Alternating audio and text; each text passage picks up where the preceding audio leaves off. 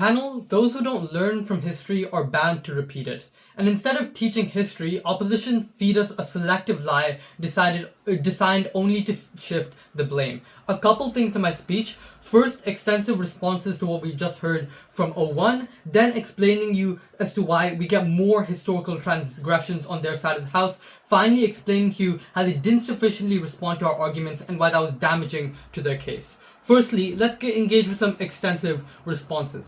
First of all, opposition tell us that grand figures represent more people and represent the average person better than institutional factors. First of all, when they give us examples of famous students like this person in South Africa after apartheid, obviously these are incredibly cherry-picked, right? Because the average student, like, empirically isn't Malala Yousafzai. They haven't survived a bullet to their head. They haven't survived the Taliban and all the repression. What our argument was about is, on the average, a student is not a grand figure. Otherwise, they would be one in the history books, not the one who's reading the history books. That was clear. Second, and this, I think this damages and takes out, like, the vast amount of material and the 8-minute speech that we heard previously. Why? Because the motion clarifications very clearly say that, so I'm reading it out, social and institutional factors refers to trends like the economy or demographics.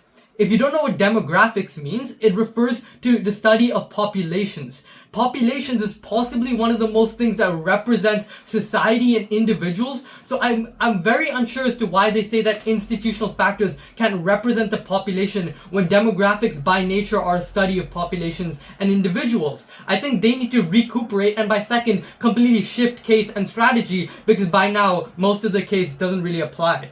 Third of all, they say that grand figures represent the average person and the environment more. No, this is not true. Grand figures, especially in history, tend to be out of touch and extremely rich and born into this because there was very little class mobility back then. If you were born into a certain class, that was the class that you probably represented. Not right now. This is why grand figures tend to be grand and not represent what the average person was like.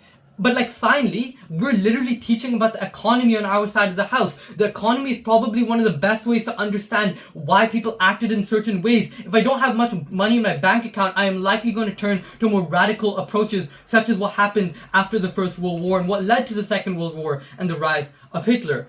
Secondly, they tell us that it is harder for students to learn about changing institutions and stable figures. I think the response to our POY wasn't accurate.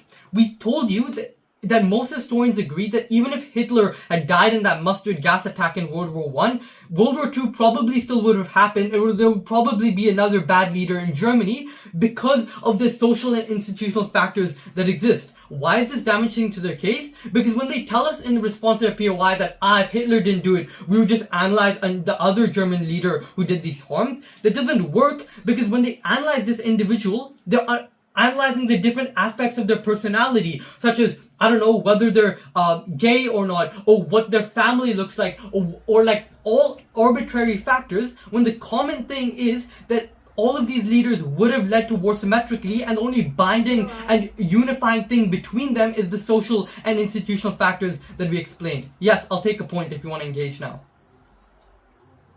Alright, so we defined our grand figures as people that define the institutions and are able to be regular people because, from our example, Hector, that was exactly an example of an average student. There couldn't be anything more average than that. How exactly does an institution have any hope I get your point. Of representing? Look, first of all, I already explained why this is an incredibly cherry-picked example. I can give you 20 more examples of grand figures who aren't the average person. But moreover, I think you need to engage with what I told you. Institutional factors in the motion classifications say that this is the study of demographics. An institution, it also says institutional and social factors, not just institutional factors. I think you maybe should check the motion clarifications channel and the motion more clearly. Okay then, before moving on to my argument, let me explain to you what Sam proved and why they haven't responded to that accurately. First, Sam explained to you two things in the first argument. First, on why we generally care about truth in history lessons, which I think both sides concede. But second, and importantly, why we better fulfill this. We explained to you that people only get into power when they're voted, when societal factors allow them to get into these things, when institutional factors mean that there aren't checks and balances to prevent autocratic rises to power. But like, we also explained to you why they could have been replaced, but history still would have been the same. That was the delta that was never truly engaged with. It's called a nuance. Maybe you should pay attention to it. But second, on the argument on empowerment, we explained to you, and this wasn't responded to at all, not right now, that most students are the average person. Most students aren't your Hector, somebody from South Africa. They're probably a person who's reading about this Hector individual. What that means is that you probably won't be a politician. You probably won't be somebody who has this incredible uprising and things like that. You probably won't be a grand figure, because by definition of a grand figure is somebody who is different from the rest of society. That's what makes you grand. If you claim that it represents the average individual, they aren't exactly grand. What this means is it is only on our side where we get the popular support of these individuals, when we uplift these people and empower them. Finally, on an incredibly important argument on historical transgressions. Panel, it is precisely when the greatest tragedies of our civilization are portrayed as a consequence of a few salient grand figures is when we're most likely to repeat those transgressions.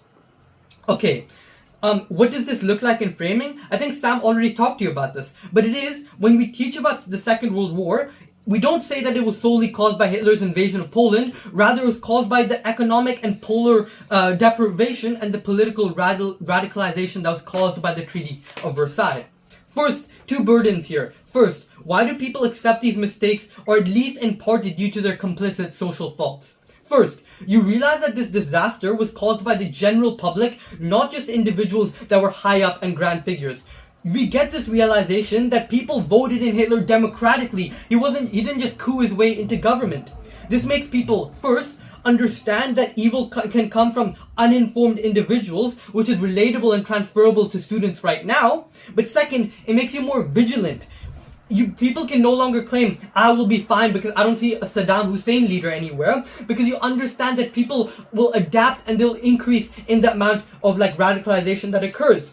But even in instances where the public wasn't directly responsible, they were implicitly responsible. For example, British citizens funded expeditions to colonize other countries through their taxes.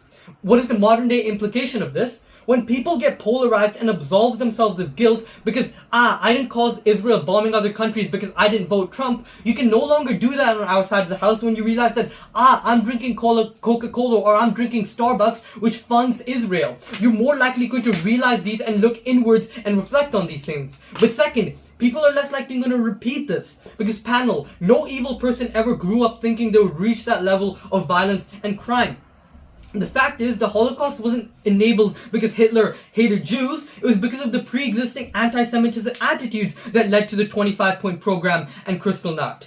Panel, this argument may not seem realistic, but it is. It manifests in unstable regions, and it manifests in our democracies. It manifests in the way that our future is shaped. For all these reasons, incredibly proud to propose. Panel, history isn't a monolith to be captured by the few elites. It is a story weaved by the fabric of each and every one of our lives and should never have been monopolized by the few. In the speech, I want to firstly point out a number of strategic mistakes that they made in this debate before engaging in two broad clashes. Firstly, on which side empowers individuals. Secondly, what is the function of schooling and why do we properly fulfill it from learning about past wrongdoings? Firstly, on the strategic mistakes, because I want to note that from the very beginning, they just broadly dodged the POIs that we gave them and just didn't really actually respond to what the crux of it was. And secondly, they didn't actually charitably engage with what our world was and our definition of grand figures. I'm going to be charitable, engage with both in the speech and tell you why we win. Firstly, on the clash of empowerment, because what do they tell us under this? They explain to us specifically that ordinary people are defined also as grand figures, and these are the people that led uprisings and these sorts of things. But why then is the majority of their side not incredibly empowering? I think it's because firstly, grand figures just tend to be out of touch with other people. We explained this to you in second, that social mobility is often very difficult in these instances and in these areas of history. But secondly, you feel like you've had a head start. That is, when only one person out of thousands could have made a change, you're very unlikely to act in these instances when you only heard about this one person that was this grand figure. But the strategic implication of this is that the only argument they brought to us was empowerment, which means if I tackle this out and this is out of the debate, you must give us the win. To be charitable here, the example I'll take you later of Hector they give us of this average person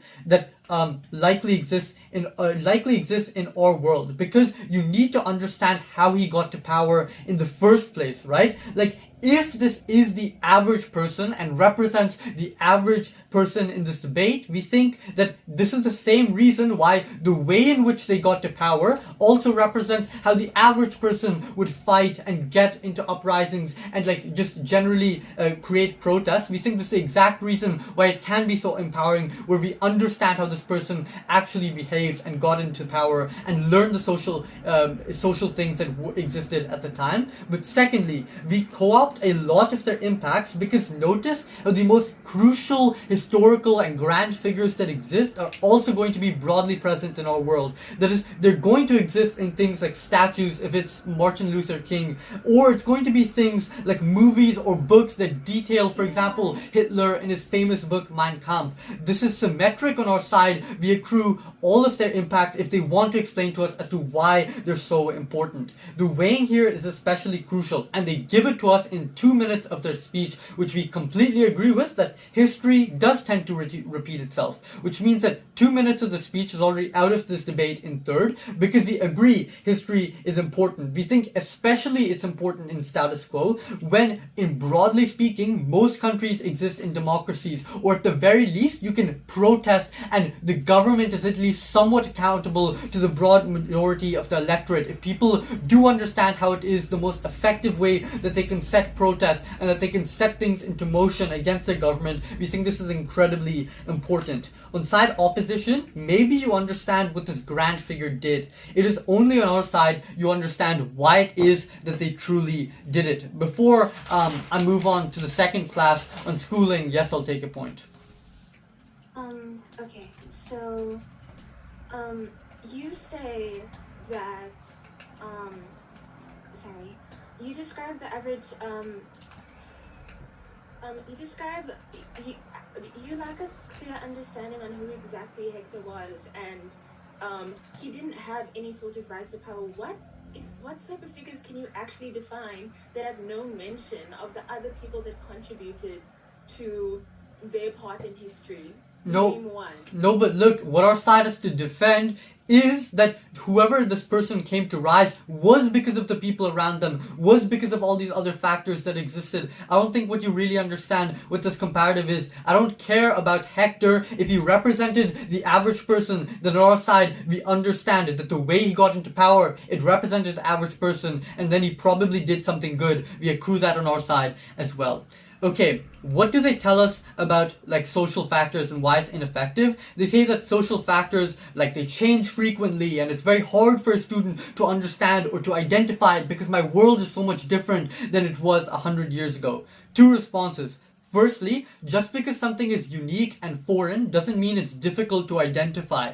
That is, a recession often leads to extremism, and when there's a recession, I can pretty clearly tell, even if I haven't experienced it in my life, things are pretty expensive. Things are pretty difficult for me. But secondly, many of these things just aren't foreign. That is, the loss of jobs often leads to disillusionment. We saw this with the Rust Belt. A lot of these things aren't incredibly difficult for a person to understand. You can see it in your life. Okay, on the clash of the function of schooling. We think, broadly speaking, this is the function of schooling and education is to create individuals that are educated on the world around them. That is, people who are more informed and more able to accurately engage in things like discussions and be prepared further in life. We think specifically history is to illustrate the collective actions of society as they happened. Why is our side the only side that can fulfill this burden? Firstly, on logical priority. That is, social and economic factors not only propelled certain figures to legitimacy in the first place, but also shaped how they got their beliefs before it even happened. That is why they believe the things that they do. An intuition pump here is the butterfly effect. That is, think removing Queen Victoria seems like maybe it would have stopped Anglo-Saxon colonialism, but in reality, it would have had many unintended consequences, probably even worse things in response to a power struggle or even worse things that are happening. That is to say, you got to understand that the reason why things happen is not only this individual, but it's the broad reasoning, the social factors that exist to shape them. The second broad reason is likelihood. The chances that an individual would be so incredibly deranged that on their side they would overturn every existing societal structure, every financial institution, and be the catalyst for a historical event, broadly on their own, we think is very incredibly unlikely. The strategic implication of this is not only is the accuracy of history just better on our side, but also what people take away from it is better. That is, on our world, without Mahatma Gandhi, if another person replaced him and he would have led the rise of the freedom movement, we think understanding his characteristics in specific are pointless. The response they give us to this is, we don't care who it was. We would analyze them in specific. Notice how this isn't a sufficient response. That is, Hitler's second-hand man was gay, even though he was incredibly against gay people. Even though they're completely different individuals, both of them probably did incredibly bad things. So understanding this person in specific is not going to help you create structures that solve these sorts of things from happening in the future. Often very different individuals are shaped by structures in society that are the same. The impacts of this is that firstly, we allow individuals to get a greater understanding of the world in which they live in, and specifically the societal safeguards that need to exist in order to prevent these things happening from the future. You can tell when the rise of authoritarianism or state capture happens because you understand it's a social factors in place that result in this. For all these reasons, so proud. I am genuinely inspired by Indian freedom fighters who fought against colonial rule for decades and centuries. But you know where I was inspired? It wasn't from my school textbooks, because they never even taught about Indian history. I never was inspired by words from the textbook. Rather, I was inspired by what my family told me about, what movies and culture I read about these kinds of things. The alternative sources that I got this kind of empowerment from was always far more powerful, was always existed on our side of the house. The only clash they actually wanted to engage with selectively is already symmetrical in this debate. 3 clashes based off the 3 arguments we gave, because I'm genuinely unsure if they had more than one substantive that was on clash in this debate, because new arguments in third don't really count. The only clash I would point out that they provide positive material on is empowerment. And I would just point out that I genuinely don't think they understand what social and institutional factors mean by the end of this debate. It isn't rhetoric or the parliament building, it is the common people, it is the demographics, it is the people themselves and the aspects of life that affect them, such as the economy and such as these other theories. We not only proved to you as to why we empower students far more, because we gave you structural reasons why grand figures aren't relatable to the average person, they instead chose to give you examples. But literally in our second, we symmetricized it by saying that there are other common media that shows these figures. Think about all the movies that are on Churchill, but literally there's no movie on the economical and institutional structures that existed at the time.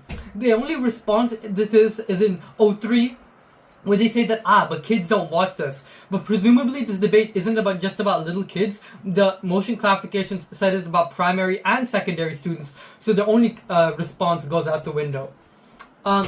Second clash though, we explained to you on the principle of fulfilling truth. That, look, I don't care if they manage to empower more children on their side of the house, if they have to misrepresent the truth to do so. If they have to overstate the importance of individual leaders instead of broader societal reasoning, I don't think their means to an end is justifiable. And given that they never actually responded to our mechanisms as to why you necessarily have to overstate these things because of the structural reasons as to why you, all major historical events necessarily are more in part caused by the societal institutional structures rather than what a single figure decides to do in one day, they necessarily have to bloat and overstate their impacts. That is a misrepresentation of history that we cannot stand for on side proposition.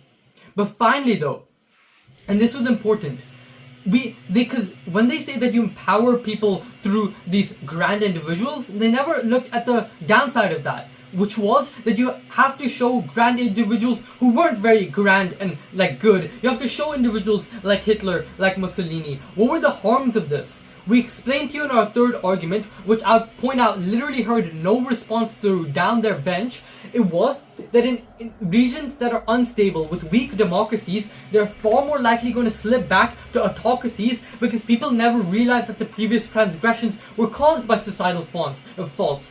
They all will always think that, oh, any super bad event, any genocide, any thing like that in history is just caused by one evil individual. Never collective like societal compliance and allowing these kinds of things to occur. But moreover, we explained to you, even in more stable democracies, for example, like the US, we prevent things like bad precedents. I'm positive if Trump grew up understanding that Hitler was enabled by the people, he probably would have never empowered ICE to a Gestapo level of surveillance that we see in the status quo. But finally, even if things don't get as bad as we claimed in our argument, we prevent the harmful steps in between. When people learn about the social factors that caused the Holocaust, they are less likely going to support the rise of anti-Semitism that we see in status quo. These are tangible benefits to very important minorities that we uniquely support. For all these reasons, it's never been a clearer proposition sweep.